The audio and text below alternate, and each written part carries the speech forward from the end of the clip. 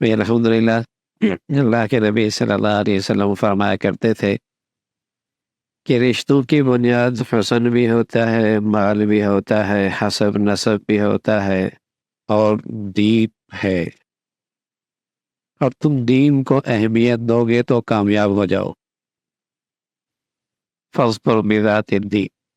الحمدللہ یہ جو ایک رشتہ طے ہوا ہے، ایک برادری کی زبان اور دوسری برادری کی زبان، اور یہ دین کی بنیاد پر ہوا ہے، اور ایک بہت شاندار روایت ہے۔ عام طور پہ اس وقت ہمارے معاشرے میں شادیوں کے بڑے مسائل ہیں۔ سچی بات ہے، بچیوں والے تو پریشان ہیں ہی، بچوں والے بھی پریشان ہیں، رشتہ نہیں مل رہا۔ اور اس کی ایک بڑی وجہ یہ ہے کہ ہمارے ہاں اپنے ہاتھوں سے بنائی ہوئی بیڑیاں بہت ہو گئی، رکاوٹیں بہت ہو گئی۔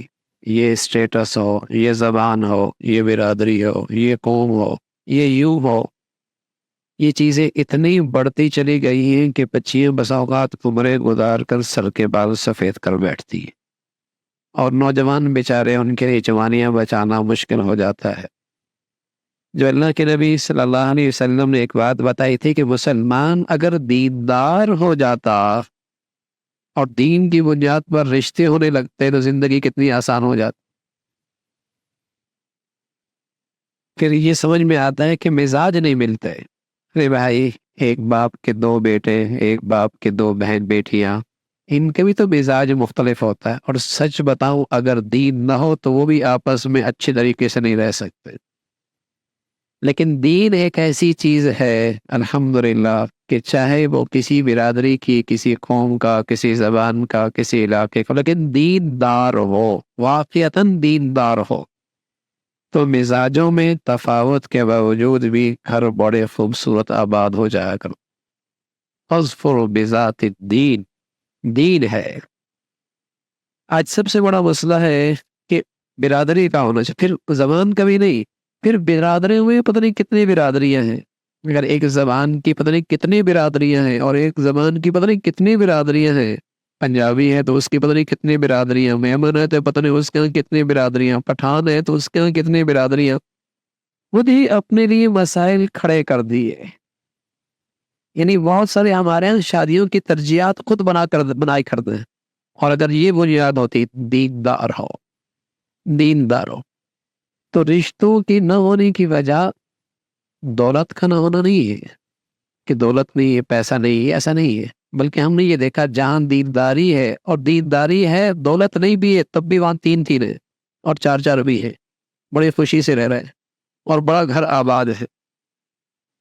تو مسئلہ دولت نہیں ہے کہ خوشحالی نہیں ہے، فراوانی نہیں ہے، اس لیے رشتے نہیں ہوتے۔ سچ یہ ہے کہ معاشرے سے چونکہ دین نکلا، دین کی اہمیت نکلی، دین زندگی میں ترجیح نہ رہا، دین زندگی میں ترجیح نہ رہا، رشتے ناتوں کا، تعلقات کا، ملنے جلنے کا دین قابل ترجیح نہ رہا، اس لیے مسائل کھڑے ہو۔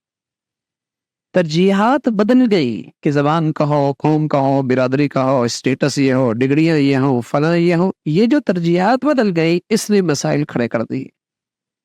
اور اگر دین ترجیح ہوتا ہمارے معاشرے میں کہ دین ترجیح ہے تو یہ چیزیں بہت آسانی سے حل ہو جاتی۔ اور دین ایک ایسی چیز ہے کہ نیک رہ، میاں بیوی نیک اور ایک، میاں بیوی نیک اور ایک، یہ دنیا کی جنت ہے۔ میاں بیوی نیک اور ایک، یہ دنیا کی جنت ہے۔ ہاں، نیکی کا مفہوم ہے۔ رسول اللہ صلی اللہ علیہ وسلم سے پوچھا کہ یا رسول اللہ احب ان اکون اعبد الناس، ورنہ آج کیا نیکی کا پیمانہ تو عجیب و غریب ہے۔ جو عید کی نماز پڑھ رہا ہے وہ بھی نیک ہے، جو جمعے کی پڑھ رہا ہے وہ بھی نیک ہے، جس کا سارا دین مسجد تک ہے وہ بھی نیک ہے۔ اللہ کے نبی سے پوچھا گیا یا رسول اللہ احب ان اکون اعبد الناس، میں سب سے زیادہ نیک بننا چاہتا ہوں۔ آپ نے فرمایا اتق المحارم تکن اعبد الناس، حرام سے بچ جا، سب سے بڑا بزرگ بن جائے۔ حرام سے بچ جا، سب سے بڑا بزرگ بن جائے۔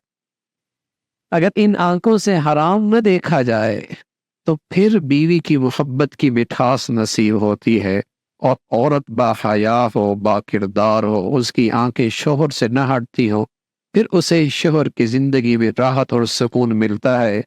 لیکن اگر ان آنکھوں سے حیا رخصت ہو جائے اور یہاں حرام کا ارتکاب ہو تو حلال کی لذت ختم ہو جاتی ہے، حرام کی کشش بڑھ جاتی۔ حلال کی لذت نہیں رہتی، حرام کی کشش بڑھ جاتی ہے۔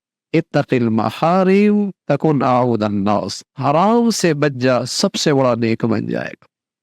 تو میاں بیوی نیک اور ایک، چاہے کسی برادری کا ہو، کسی قوم کا ہو، کسی علاقے کا ہو، کسی شہر کا ہو، کسی وطن کا ہو، نیک تو ایک دنیا کی جنت ہے۔ اللہ ہم سب کو ایسی زندگی نصیب فرما دے۔